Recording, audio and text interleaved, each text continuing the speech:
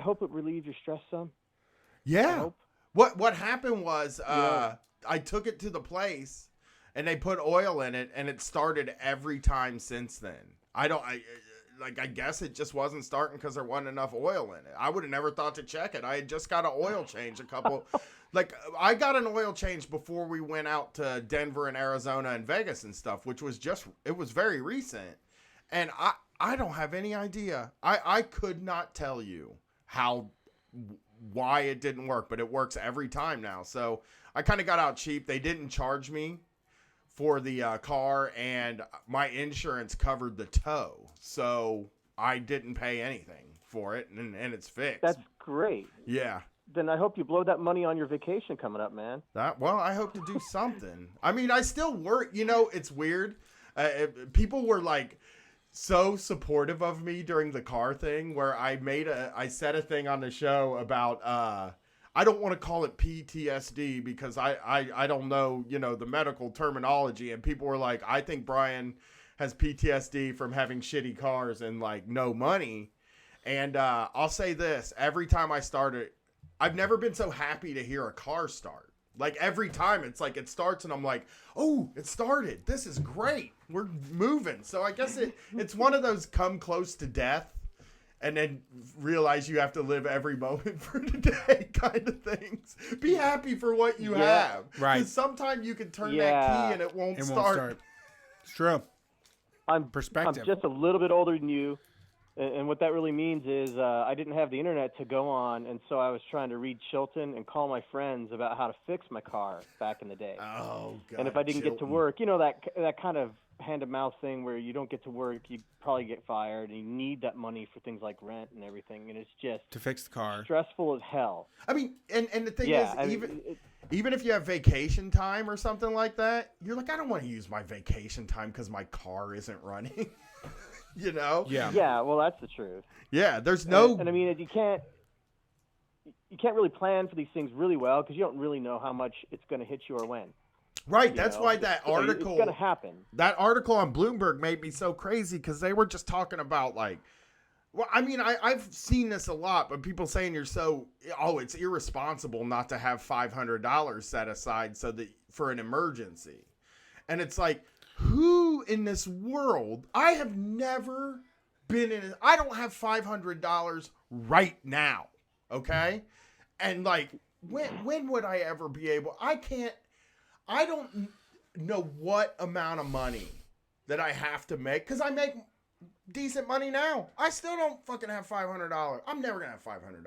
Just sitting that I don't touch. Brett is like looking at me like, well, I have a savings account, so you could probably do it too. Yeah, I mean, there's some behavioral things that have to do with your brokenness. I mean, I don't know if you could ever keep any money that you have. I love spending any money. amount. I just love it. I don't think there is an amount, because I remember 2 years ago when we first started like saying this is our job, and I said, man, I bring in $2,000 a month. I'm never gonna need another dollar again. Now I make $1,000 more than that, and I'm like, oh, I bring in $5,000-$6,000 a month. I think I can live off that, but I just know what's gonna happen is I'm going to spend that money too. Yeah. No matter what I make per month, if I started making $10,000 a month, at the end of every month, I would still have $15 in the bank. Asking me for a little bit extra from next month. Yeah, I would be at $15. I don't know where it fucking goes. I think one of the things I do is I buy name brand food. Yeah. Once I start making money, and I think I'm like in a good spot, I'm like, let's just go to the grocery store and just buy all the stuff we ever wanted. Why not? It's food. You got to have it to live. Right. Might as well not. Let's enjoy it. Let's get some fine I'm with Italian you. meats. No, life is sugar. Life should be all sugar. As much joy as you can get. Well, for me, it's been the food carts. Like, I have been to, no exaggeration, well over 50, maybe more like 100 food carts. Right. I'm doing, you know what I'm doing now that is just horrible, and every day I do it now and I feel horrible about it? Venti cold brew with cream and sugar, $4.25 a day, plus Oh, I'm so a lucky I hate dollar coffee. for a tip. Like, so $5.25 every single day. Yeah, I can't spend that money. I don't want to, but again, it's like I have this thing in my mind where I look at it and I'm like, well, if I'm not drinking a venti cold brew with cream and mocha every day, then what kind of a life am I even damn living? You know? Okay. This week we did something interesting where we went and bought all of our groceries for the week last night. Wow. And now, apparently, I'm not going to have to go to the store till Thursday. Okay. That's what I'm hearing. Do you have your dinners planned out? Yes, Wow. planned. And you have everything ready.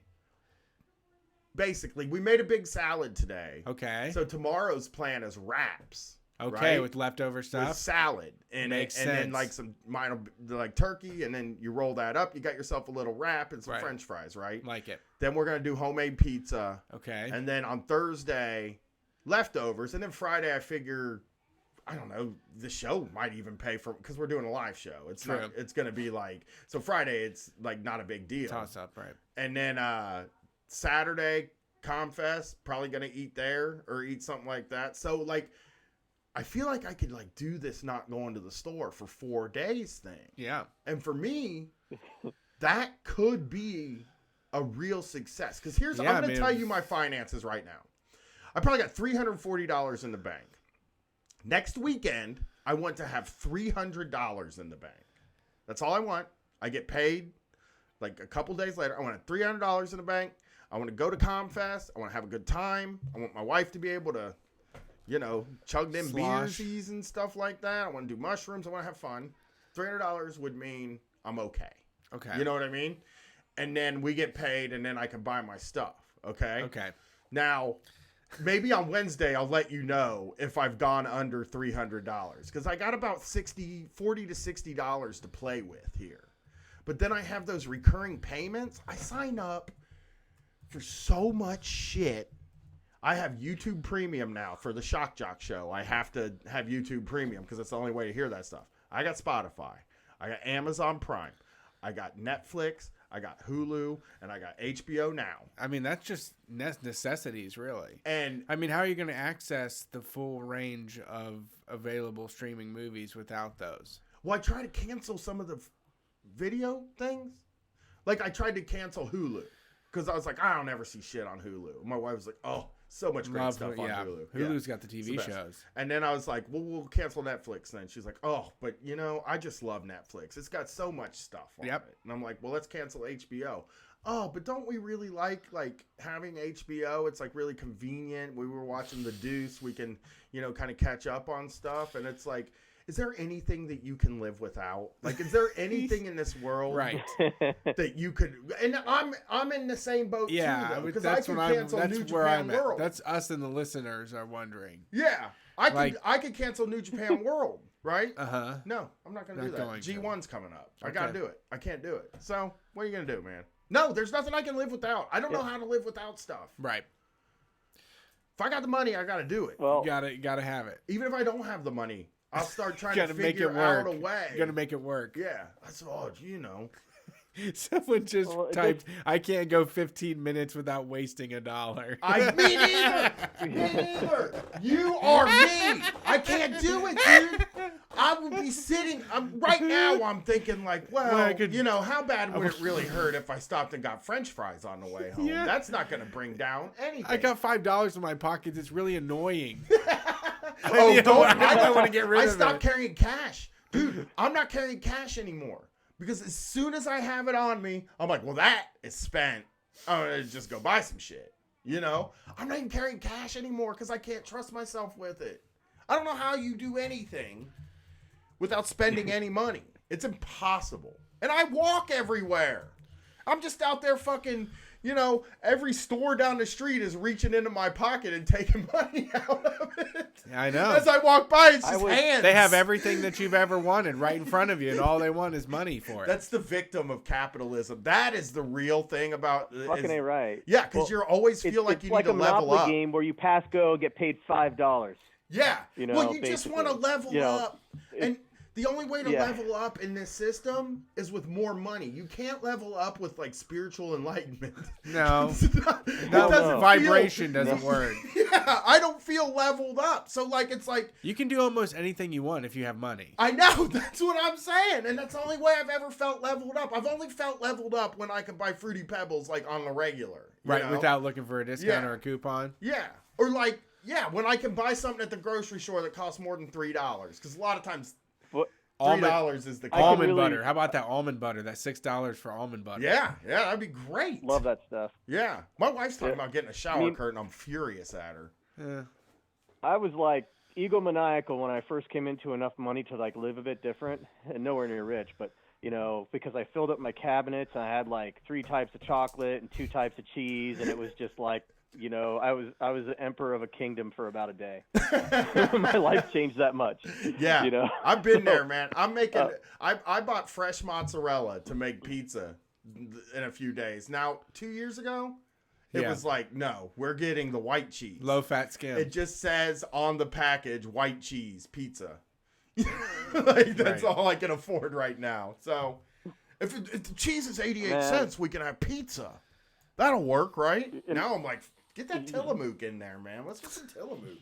Let's get some of that Murray's. Let's go over to the Murray's cheese section and get some cheese. I'll have some Kerrygold butter. Some Kerrygold brand butter. I'm terrible. I'm the worst Yeah. person. Yeah, I mean, you are. I mean, we all enjoy it, you know. Just bad You're with us. money. No, you're what we want to be. We all really just wish we could be you. You don't want to be sitting You around. just give in to everything. You just give in to everything and don't ask questions. But I right? think You're like, about why would I money. not do what makes me the most happiest? Right, but I think about money 24 hours a day, 7 days a you week. do. I don't know. constantly. I couldn't go through that foible. I'm on my cell phone looking at the bank app and on the calculator like, ah, man, well, Yeah. if I spend $5, I'll have $180 left. And, you know, you figure, groceries, Right. we could probably get them for $70 if we work real hard and shit like, you know what I Right. mean? Like, I start just, like, I do everything that makes me happy. Right. But I am, like, it's balanced out by, like, always constantly More thinking about my expenses. money There's situation. more expenses. Yeah. Mo money, mo I problems. think about it. Damn it, I think about it more than I like to, and I really, I don't know if you don't mind me just being frank. I've never made money like I'm making now. I should be really over worrying about money, but I'm not. No, I don't think Making about anybody 100 does. Yeah, I think it's like I found new ways to spend the damn shit, and Well, I for- just realized that now I'm in a sense of comfort, right? I make about I don't know exactly 120, 125 a year. Okay. And I've never been like that. I've been like broke as fuck most of my life. But that said, it's like I'm at the stage now where I don't want to complain because there's so many people living like I used to. Right. But at the same time, it's like I know I'm going to work till I die because Yeah. it's just a bit too late, and I'm not going to be able to save up for that kind of a thing. And I'm I'm with not you. trying to say it to complain. I'm just saying that even if I got here, it's like I'm really grateful as shit, but at the same time, the game is still rigged. Yeah. You Yeah. know, I mean, they'll just eat me a little bit later. I'm doing a you lot. know, I'm I'm doing third better. course. I'm doing better than I did as a cable guy at this point, but it's still. I always make the joke about $200,000. It's like if I can just get my hand on $200,000, I can figure out how to live the rest of my life. But that money isn't there. You know, I'm $65,000 in debt, so I'm like trying to figure out that. That's the other thing, though. I'm about 30. Yeah. 1,000 in debt right now. So Yeah, you're just- It's like I should be getting out of this rapidly. That Well, I mean- college thing is terrible. You Yeah, know? I was gonna say also. It fucking sucks. I've actually. I mean, it's really honest. I mean, I've had this similar thing where my wife is a high income earner in her field, and so my money has been able to really all the money that we make just goes towards paying off the debt that we have. And it's weird. I mean, it's probably not Street Fighter or whatever, but it is really. I think that like when you are young and when you don't have money and you do want a leg up and you do want to go to school and you want to accomplish these things, like you want to pay people back, but for the majority of us, it doesn't pan out where you can pay them back. Right. My wife defaulted on her loans for like a decade, and now we have enough money. So yeah, we are in a higher income earning bracket, but we're also paying $700 a month to student loans. So that eats up a lot of that disposable income that comes with, with the leg up. And you're totally right about you're totally right about the I know that when I did my loan papers and I read the counseling and stuff, I was like, yeah, man, I mean, if this all goes right, I'm going to get through this and then I'll make enough money to pay this back comfortably and live. And then it didn't happen. Like none of that stuff happened. I mean, hopefully things, I mean, I feel like I'm on the upswing here, but I think that like, there is something that happens to your mind in your 20s, especially if your whole 20s was spent scamming and just trying to figuring out how to, I don't know, get your car fixed, how to pay the electric bill because they're about to turn it off, and to also live some sort of a fun life in some way. And like, I think that messes you up. I think because we talk to so many people on this show that are like just messed up from like worrying about, and we've talked about this so many times where it's like when I'm at the restaurant and I order dinner, as soon as I get the check, I check my fucking bank account to see where I'm at. I got a fucking check yesterday, $85 for a dinner, right? I wasn't expecting it. It was a pizza place. I kind of thought like, it's $85 is a lot of money for a pizza. You're a prince, man. What? The prince. No, I didn't expect it. I wanted something like $40. Dude. Okay. I was out to get a $40 dinner. Okay. And it cost me $80. And that's a misfire. I flipped out. And then the whole walk that we walked home, we went for a walk. For 1 hour of the walk, it was me going like this. Well, I mean, we should be allowed to go out and like have dinner every once in a while. We earned it. We should be able to sit down in a restaurant and eat. That's like a thing about I do life. agree with that. Absolutely. Yeah. Yeah. It's like I remember reading something that it was like in a sociology text, and I wish I could cite it for you, but I just remember reading it. And basically, there's another effect of this where people get locked out of large parts of society because of the money gap, the money barrier. So it's like there's a whole lot of direct material suffering people have, and that's the most fucked up. If you can't get medical care, you can't get food. We have way too much of that shit. But even beyond that, if you're just locked out of like, oh, great, yeah, there's movies playing and there's fun to be had, but I'm not going to be having it. Yeah. Because, apparently I'm a piece of shit and I don't get to do that. I'm locked out of going to an amusement park. Me as like a robotic person that thinks about things in statistics and math. When I look at like medium family incomes and stuff and you look those numbers up, I feel like that just should explain it to everybody.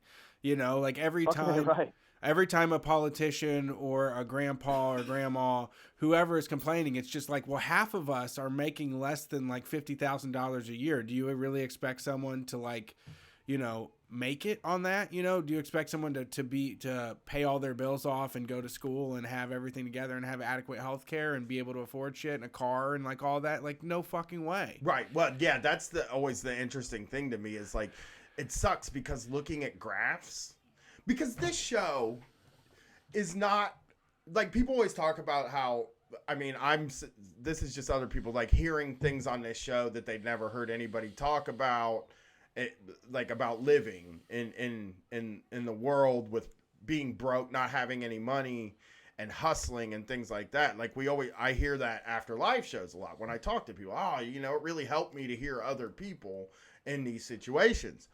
And, the thing is, we should all be able to look at an income distribution chart, a wealth distribution chart, and just, it's there. It's plain. It's like right it's in so front plain. of your face. There was a great video on that. Dang it, I wish I could remember what that was. But it showed it in like stacks of bills. It's not enough. Oh, you know what I'm talking about. It's not enough for people to fucking understand. There's somebody that has a like, has a $300,000 house in Houston, Texas that thinks that, that they're going to lose everything. And they haven't even scratched the surface of the wealth of some people. I mean, dude, there's people that I know. Look, my in-laws live in a goddamn converted modular classroom in the middle of southern Ohio, nowhere. And they think somebody's going to come after their money. And Yeah. they don't have any. They're living off of fucking Social Security and an old retirement thing. Right. You know, and one time when I was arguing with him, I was like, he was like, where do we get the money to pay for all these projects you want to do? And I said, you know, Jeff Bezos has a lot of money. He was like, you got to be careful when you start talking about that, because what if they come after you? I was like, they are never going to come after me or you. We will never have the amount of money that we're going to be up against the wall. You know? Yeah. Although I agree with you, I would add that there actually are people coming after our money. It's just they're the people that are the owners of this society. Yeah, You know? absolutely. Yeah. And they're going to chisel all of us down. It's Well, it's like this is not a fight you can choose. This is a fight you're in. Another very You know? frustrating thing about that is, like, you hear it pop up every now and then, but how things are more expensive for poor people than they are for rich people.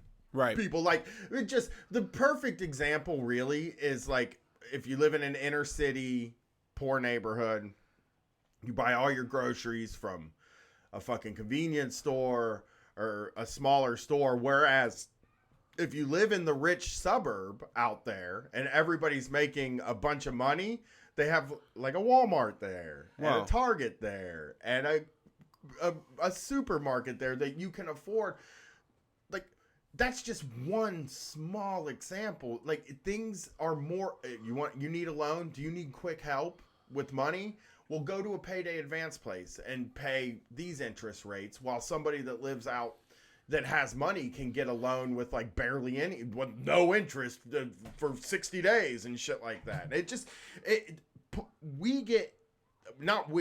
hate to say we, but people on the lower end of the scale they get charged way more for stuff. I mean, even just doing this show now, I get so much free shit that, like, I don't even know how, like, with t-shirts, for example, like, if I had to buy t-shirts, I would be broke. You know? Well, actually, and that comes down to, I was having a conversation with my wife, and I'm like, man, I did the math, and like that shirt we're selling is like with shipping like $30-some. And for somebody that makes minimum wage in like Ohio, that's 10% of their fucking income. And my wife was like, we have to start giving away our money as much as we can, like to whoever we can. But it is, it's a matter. I have the same issues as well, where, it's like, how much can I complain? What's going, I don't know, what am I culpable now? Like you just realize where I can't, like, I remember having almost nothing. And now, I think I've just hit a point where, like the shit you're talking about, just blowing it on like pizza dinners and stuff. I mean, that's where most of the money goes. Like, most people just want to have like reliable transportation, secure household, and like regular food. I mean, that's what we don't need much beyond this. Like, I'm really just happy that I'm paying off my debts. That's what I've accomplished. That's what me and my wife have accomplished at this point, is that we pay our debts off, and we have a refrigerator full of food that we can buy whatever we want. But like, beyond this, it's like all gravy. I mean, there's just not much else to have. No, there's no reason to have more than one house. You can always pay to go to vacation wherever you want. There's no reason to have more vehicles than necessary. It's, it's all a trap. But right. And that's that whole thing. That's what I mean by leveling up too, is like, it just we don't means you even don't want sweat. I mean, yeah. You don't sweat when you do, and I'm able to have a richer, fuller life. I mean, we have more access to experiences that are like, people that are working 40, 50, 60, 90 hours a week, like that, like the person earlier was talking about, don't have access to that kind of stuff. Right. And what you said, Yeah, I think what you said was so important when you said, like, all we really want is to be able to go out to dinner, have a house, and just something to watch on the TV, right? And like streaming, healthcare, and a car, transportation. It doesn't even have to be a car. No. A bus stop by my house would make me happy, you know. And like, they act like, I mean, when you see conservatives talk about what they think people want, that reflects more on them Yeah. than it does what actual people are trying to get, you know?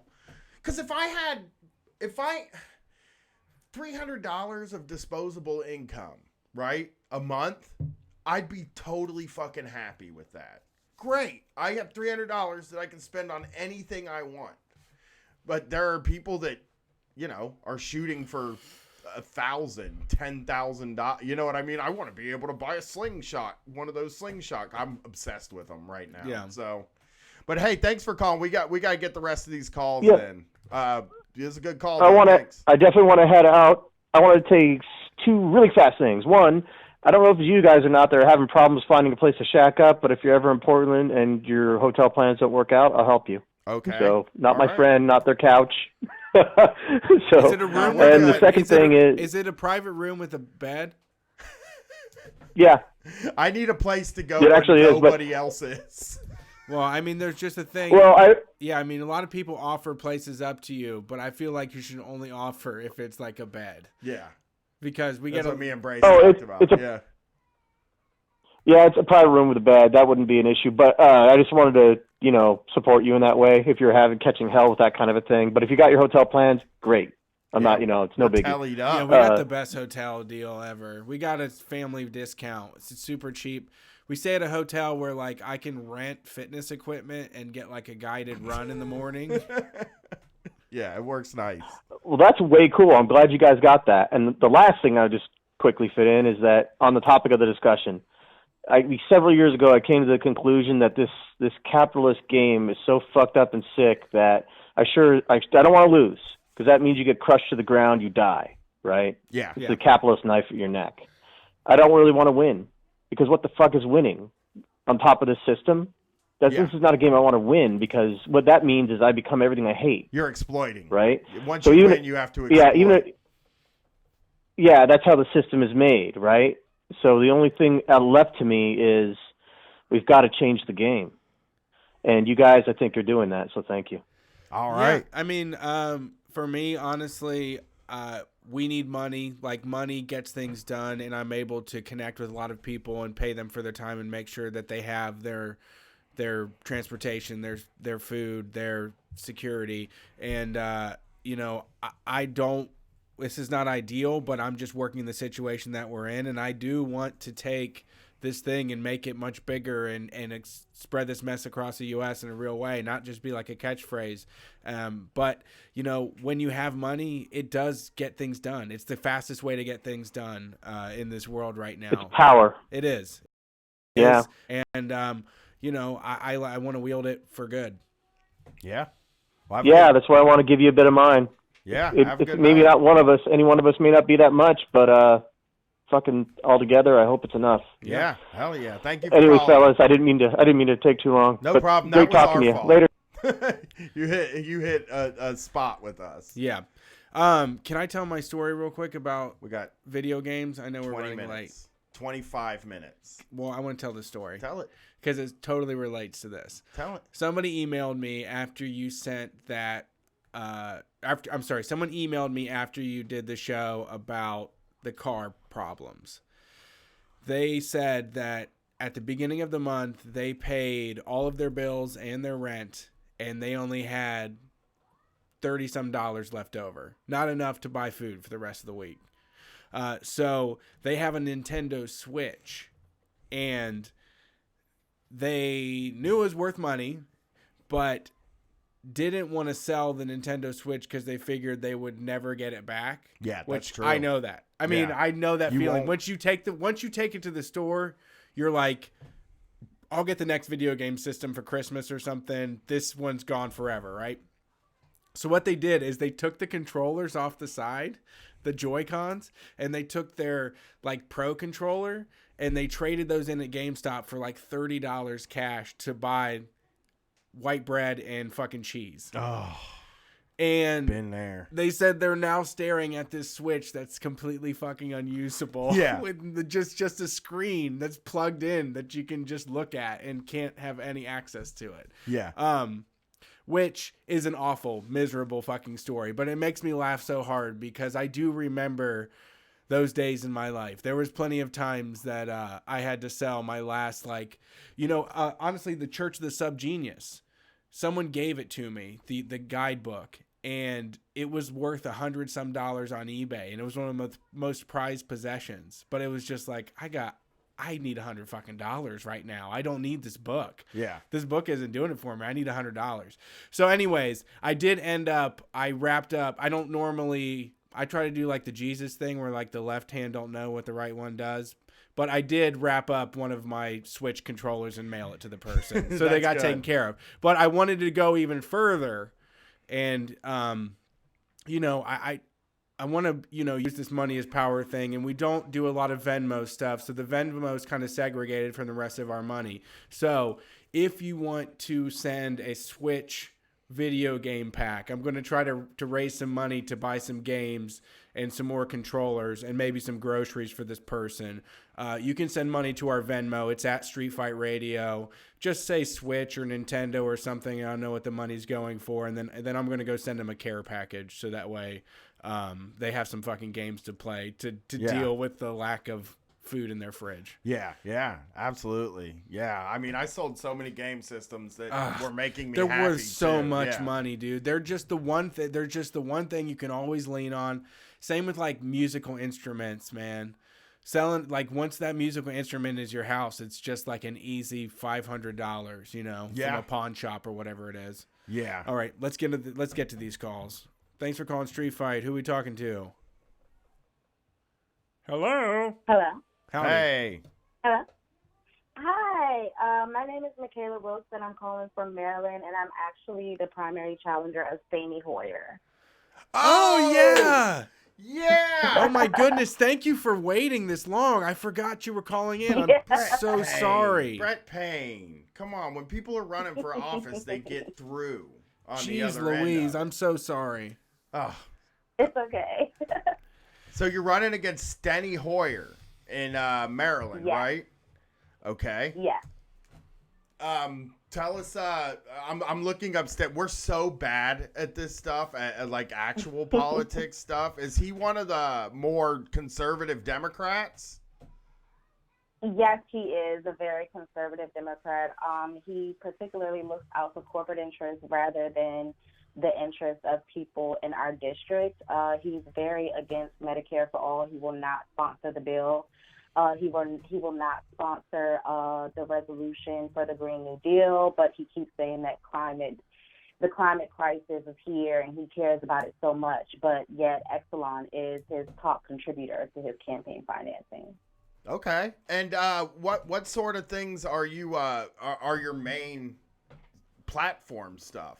And for your part of the country, I told you we're very bad at this. But what are some of the things that you're challenging him on? I guess is the question. So I'm running on a platform of the Green New Deal, Medicare for all, affordable housing, and also criminal justice reform. Because I do have a criminal background, unfortunately, for things that should not be criminalized, such as driving on suspended license for non-payment of tickets. I'm running to not only legalize marijuana, but to expunge the records of those who've been convicted, but to reinvest in the communities that the war on drugs has destroyed. And I'm also running to end cash bail and end the predatory prison phone breaks. I'm running to abolish private prisons. And, of course, I'm also running to abolish ICE and the death penalty and to dismantle the prison industrial complex.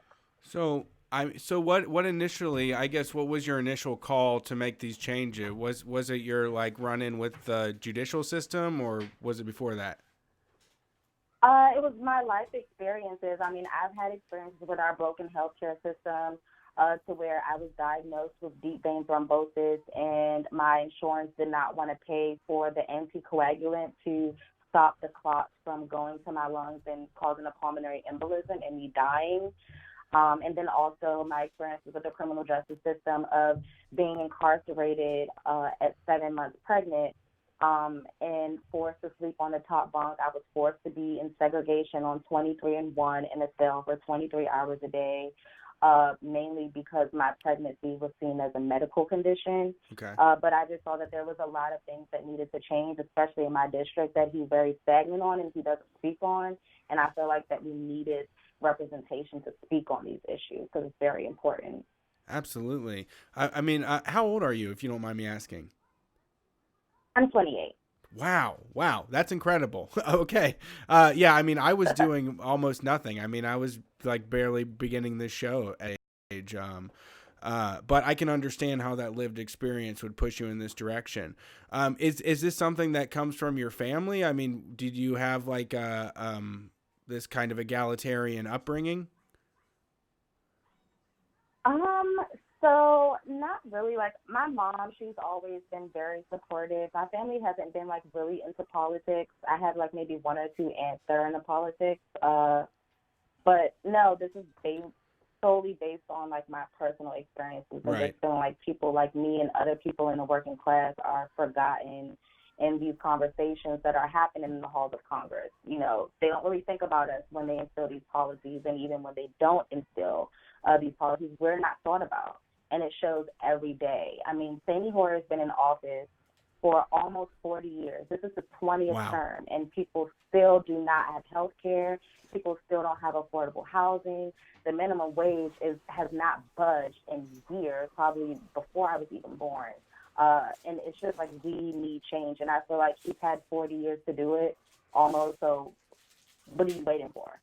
Right. And so what has it been like working on this campaign? I mean, do you have a lot of experience like with spreadsheets and with doing all of this like formalities and the bureaucracy of it all? I mean, how does it feel like being one of us and making a challenge to this old stodgy, bureaucrat?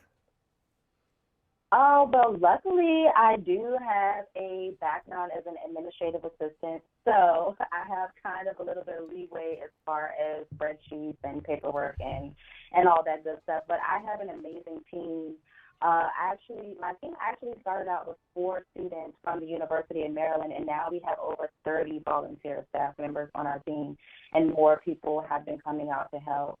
So that part has been fairly easy. We're all learning together. Most of us have never worked on campaigns before, but I will say that the Democratic Party is not making it easy for me to run. The DCCC has essentially blacklisted any firm, vendor, or person that works with the primary challenger against an incumbent. And actually, the other day, I had an elected state official just yesterday try and convince me to drop out of the race. And all of that is not to mention that Steny Hoyer raises absolutely astronomical amounts of money from the fossil fuel industry, defense contractors, pharmaceutical companies, all of them. So he has no shortage of funds. Yeah, absolutely. I mean, that is a huge challenge. Are you finding is there a grassroots movement building? I mean, are you seeing responses from people on the ground? Yeah, I most definitely am. I've so much support, and not just even from regular, people like constituents. I'm getting support from other progressive candidates. Actually, a few of us have actually formed kind of a coalition where we're helping to amplify each other. We reach out to each other. We speak on the phone, via message, for advice.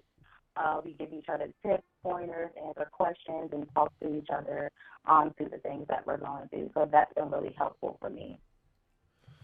Yeah, that's awesome. I mean, I'm really glad, and I mean, you just are so on point. Like, it's just I love the clarity. One thing that we begrudgingly don't like elected officials, but at least when they can speak plainly and say something that makes sense to me, I don't have a problem with it. So I'm glad you were able to call in and get through. I mean, and hearing somebody, getting rid of private prisons and expunging the records for weed and stuff like that.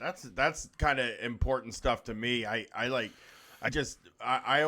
try to run on the camp. I always think about like, how do we get people out of prison? Like, how can we get more people out of prison? Because there's just too many people there. And so anybody that's willing to, because I don't think that's a comfortable thing for some of these older Democrats to talk about. Like, that Yeah. they're not talking about getting people out, and they're not really comfortable talking about expunging records for people with drug crimes and stuff like that. So it's really good to hear that.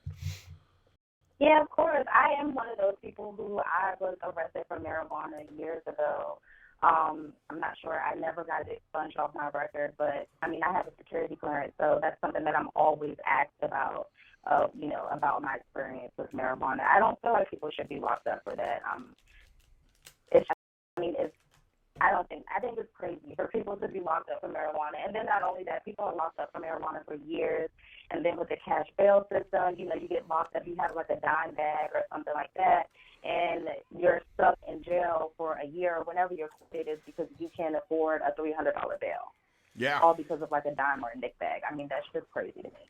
Yeah. It was. I mean, I got busted for weed in Virginia, but I was coming from D.C., where it is completely legal, and then you just cross over the border and you have these like cops that are hunting for people to pick up and make money off of. Yeah.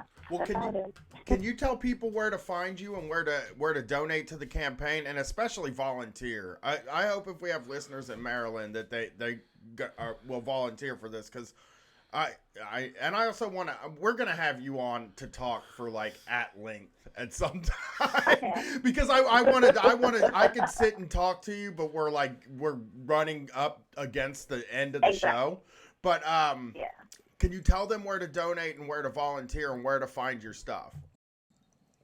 Sure. If anyone wants to donate or volunteer, even if you don't live in Maryland, but if you just want to help spread the word, canvas online or whatever, definitely go to my website, which is www.michaela2020.com. And all of my social media handles, Facebook, Twitter, and Instagram, is at Meet Michaela. And my name is spelled Mckayla. All right. Thank you for calling in. And I'm going to have Brett get a hold of you. I'm going to make you come on and talk to me for an hour sometime. Okay, that's cool. Thank you. Cool. Thank you for calling. Thanks for having me, guys. Your show's awesome. You guys are hilarious. Thank you so much. We appreciate it. I mean, Bye. Really, any candidate that knows what a nick bag is like good for me, right? I feel like that's someone that I can trust. Well, hey, that I mean, she said everything I want to hear from everybody. And I forgot, they sent me the email, but I'm not going to blame them. It wasn't their fault or anything. It's just, I have to get a routine together. So remember call in each week so they don't have to listen to our stupid shit on the line. Yeah, I know. She just had to sit and listen to me talk about. I had an $85 dinner and it was fucking surprising. Well, I hope she wasn't on when we were talking earlier about Pebis stuff. Oh yeah. I hope she doesn't know our porno habits. Oh God, what a show! She's been, I only got 22% battery left, so let's get some calls in. How many we got left? There's 3. Let's do this. You think you can do it? Let's get them. Come on. Hey, what's up? It's Street Fight. Hello? Yeah. Howdy. You're on short time. Hi. Short time. Holy shit. Oh, okay. I just have I guess it's a workplace story. Okay. Okay, go for it. Or really just more of a commentary on managerial worker relations and stuff like that. Sweet.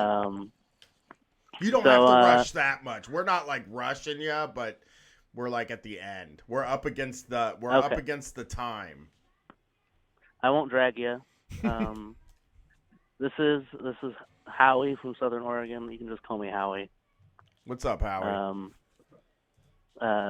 So I work at a place that accepts donations and then sells them. Okay. Familiar with those? You can just fill in the name. Oh, okay. And, I just figured it out. It's people, they do that? They accept donations and then sell the donations? Yeah, they do. But so I got a new manager. I started out and I was they kind of threw me into it. And then we were just sifting through managers like crazy. Like this one guy, he was from Tennessee, and he had this terrible accent, and they like didn't know anything about him. Like they just shipped him over here, and then like I got to know him, and he was like a stoner and like just super fucked up all the time. All right. It was crazy, and he was like homeless. But worked at the store? And stuff like that. Yeah, he was a Okay. manager. He was my manager. Okay. And he was homeless, and he stayed in a shelter that was like a block away from the yard where we worked. Okay. Interesting choice. But anyway, he got fired.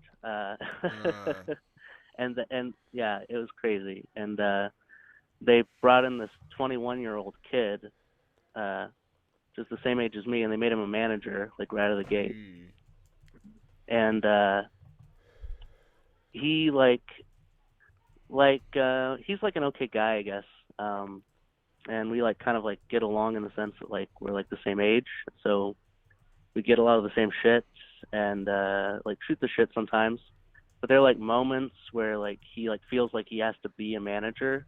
Okay. And so he like rides my ass and like just gets really shitty, and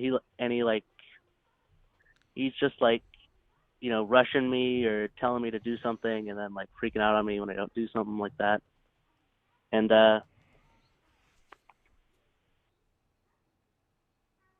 Skeleton? Did we lose him? and I thought you just, nope, I thought you hello? just withered away and died Sorry. on us. No, sorry.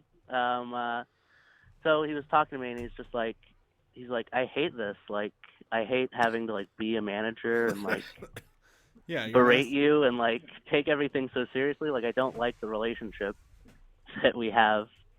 And I was like, yeah, it is really shitty and stuff like that. Right. And I don't know if you ever had like an experience where you like had some sort of solidarity, or like you kind of like saw a glimmer of life. No, all mine were kind assholes. of a manager. No, all mine All were of them like were abused the assholes? shit out of their Damn. power, and they thought they were like they could just be funny about it and treat us like shit. I don't know. I didn't know. I never really had Damn. any manager buddies. I did. I don't know if I've told the story on the show, but my managers all called me at the cable company one time to hang out. I don't think they thought I was a great worker or anything like that, but they liked hanging out with me. So they would call me. All the managers would hang out on Friday nights, and they would call me to come out. And I was like the only person that wasn't in management, just hanging out with all the managers and the leads. It was very weird. This is a weird time of my life. Jeez. But I hated them still. I'll Anyway, say so- that. I went because I thought that's what networking was. Well, I used to go when I was 16. They would send us to like over. I don't know why they let me do this, but when I was 16, I would go overnight to these toy stores in like West Virginia and Indiana, and I wouldn't tell on the bosses because they would all get drunk, but they would also give me like a beer or two, and that was like probably the pretty good relationship we had. Holy fuck. Yeah, I mean it That's was like, yeah, illegal, dysfunctional. that's like pretty serious. Yeah. Like, like, that's like, I don't know. It's just weird. It's like Yeah. a totally different world from anything I've ever experienced. Yeah, It's crazy. it was maybe a different time, yeah, but it was Yeah, definitely. yeah, I don't know why that happened, to be honest. I mean, I got paid a whole bunch of extra money. I begged my parents to let me sign off to go to West Virginia and Indianapolis to like tear down this store That's because so I crazy. got paid a whole bunch of extra money. It was over You the were summer. 16? Yeah, I was like 16 or 7. Yeah, I think I was 16 when I worked at that. I was definitely 16 when I worked at the toy store. Yeah. And then the motherfuckers shut down. They shut down on me. It was like such a punch in the gut because I really did love that place, even though I stole horrendously from them. But like, Yeah. I show up one day and there is plastic bags taped up over all the windows, and then there's a sign that says, "We are closed. Brett, Wow. call Herb," which was the manager. Brett, call Herb. So I get to work and I call him and they're Wow. like, "Hey man, the store shut down." I was like, "Yeah, I can fucking tell." And he's like, well, no hard feelings or anything. I was Wow. like, you could have let me know. I was like, I need fucking money, dude. Like, you could have let me know this was happening. Like, if anybody would have just said something, I would have rode this fucking thing out. Why am I just finding out about it right now? And then he's like, I don't know why you're so mad, man. And I was like, oh, fuck you and everybody in there. And I just walked away and never talked to him Yeah. again. How long had you worked there? Probably a year. I think I did a year. Like, cause they hired me as soon as I Damn. turned 6. Like, I had a job when I was 15 because there was a place that hired people at that. But then as soon as I could get out of it, like, I was working in other places. All right. Hey, thanks for calling cool. in. We're going Yeah. to get these last two No problem. callers in. Yeah. Yeah, go for it. Thank Sorry, you very much. thanks. You guys are great. I never heard that story, Brett. What? The Toy Story story. Oh my Toy god, that was Story.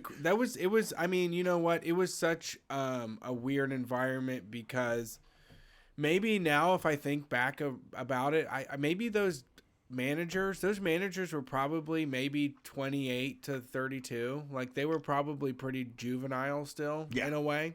Like you know, in a way that I was when I was that age. You know, when I didn't have I don't know. Like they were just. It was a weird fucking environment, very weird, very dysfunctional environment, and I don't know. It feels very common though, you know. Yeah, yeah, Like a lot of people that do service shit, like you just find yourself in a weird fucking place yeah. with adults in charge that the boundaries are just not know. like anything you've ever seen before. Yeah, yeah. I just don't want my daughter to even have to get a damn job. I know. That's what I'm saying. That's why I don't think that like those people aren't. They're like, you're a fucking, you know, you're working now. You can have a beer. You're 16, right? You can have a beer, and it's like, I mean, I guess I mean, I could at the time. I want one. I do want one. I handled my shit. It wasn't a problem. But yeah, I mean, I wouldn't do that at this age. If I was running a toy store and I was in charge of 16-year-olds, I wouldn't give them a fucking beer. Yeah, you know? well, I mean, yeah, I'm, you don't wanna I'm be- a fucking wimp, and I'm not cool like that. Yeah, I yeah, will absolutely. straw purchase Black and Milds though. Yeah, All right, you let's get see 'em who's on the smokes. show. Thanks for calling Street Fight. Who are we talking to? Hi, am I on? You are on, like on fire. Amazing. Hi, this is Window from Memphis, but expat in DC right now. Window from the chat? Yes. Oh my god, you're a good chatter too. Like good written word and good with the spoken thing too. Thank you. So I'm calling because so I'm in DC doing an internship, right? Mm-hmm. And I'm supposed to be doing research on a technical thing that I'm writing public policy on. Okay. But my technical thing is looking at the impact of automation on labor, and I'm focusing on how tech can be used to make conditions for workers better. Okay. So, one of the people I've been in contact with actually runs a program in Ohio called RAM. Have you heard of it? Wait, you cut out you right dropped when you out. were saying a name. Oh no. So one of the people that I talked to runs a program or school in Ohio called RAM Tech. This is Have you Art- guys heard of it? Art Bell shit happening. I right have now. not heard of Ramtech. I maybe I've seen it, but I don't Folks. think I've heard of it. Folks, please do not drop the live stream if we are interrupted for the information they're about to share. It's from government interruption. It's from Oh, no. a psyop. Okay, my ex-boyfriend does work in the Department of Intelligence, so See? be wary. Stay out of our network. They're coming for you. Actually, our internet is dying, so it like keeps like it keeps dropping out. But yeah, I think I've seen Ramtech signs, but I don't think I know what they do. Ramtech! What do? They do automation for your job site. It's Ramtech. Right? Yeah, that's it. Yeah, so basically they put on like retraining programs for people that like want to get out of dead-end jobs that are going to be replacement. That's probably mean. I don't want to say dead-end jobs, but like, so part of like so I'm supposed to have like policy prescriptions basically of what I think should be done to make things better. And the whole idea of this is, and it's also something going on in Ohio called Innovate Ohio. But it's programs of people trying to make sure that like people who get replaced, whose jobs get replaced by, like, have some kind of retraining program to get better jobs. Yeah. And I'm wanting to come up with like a program for this to be in a national level. So I mean, something good transferable skills, something to think about when it comes to automation at the job site is that if you could hook up like an Xbox controller or a PlayStation controller to some of them robots that build shit and just have people run things like that, I mean, they wouldn't have to treat some shit. Like, You are they'd be ready to crazy. go. People can jump on them sticks and really get something done with a robot. Like, if you had an exoskeleton that you could run with like a keyboard and mouse Yeah. setup, like, that would be Yeah, the yeah, yeah. shit. That's what you need. Jason Yeah. would do it. the main thing like with this stuff is making sure that like automation becomes a collaborative type of work with people, and this kind of leaves like a way for like conditions to become better for work. Yeah. So and that kind of starts with unions like being the forefront of conversation for people, for like people who are actually doing the jobs, to be able to talk about how it's going. Yeah, absolutely. I mean, so what's your focus on? I mean, what are you thinking? What sorts of fields? What sorts of fields? Yeah, like what are you saying, like warehouse work that's being kind of, because like that's the thing I worry about is like when they start to replace warehouse workers, which is a job that people without a high school diploma can get and make decent money with robots. Or like putting them inside like cages that like power the robots, like they use their human energy to power a robot, and then it's green because it's not derived from any rare earth minerals. It's just human blood that powers the machine. Yes, That's what Elon. That's like the Jeff Bezos Amazon method. Yes. Oh no. Yes, but like. But if it works, it works. I mean, if it's going to be Exo Squad and you have to plug into the back of your neck and your car will run, I mean, who gives a fuck? Well, I mean, you really want. I mean, I think, like, for me, it's like, if we're gonna have to work in order to survive, like make money in order to survive, then we do have to figure out how those other people can work when their job gets automated into I think something the else. problem is that, I mean, automation is something that should honestly result in less work. I mean, it should be something that should be eliminating time spent. You know, we need less like refrigerator magnets in this world, but we do need like crates of pineapples moved around like every single fucking day. And a robot can accomplish that more than a human being who's going to give up like years off the end of their fucking life to do that. But you know, what kind of things can you do for somebody that is like put out of a job because of that? You know, because there isn't just some way to break your fucking back to make $10 an hour. You know. Yeah, and so there's a big problem with truck drivers being replaced by autonomous vehicles right now. Yeah. And this is mainly happening in, well, it's not mainly happening in Sweden, but there's examples of it happening in Sweden, and the unions are actually coming out saying that they're totally okay with that because they know that these truck drivers have like social security to fall back on, and their kids will be able to go to college, and like they have these retraining programs put in place, so they'll be okay.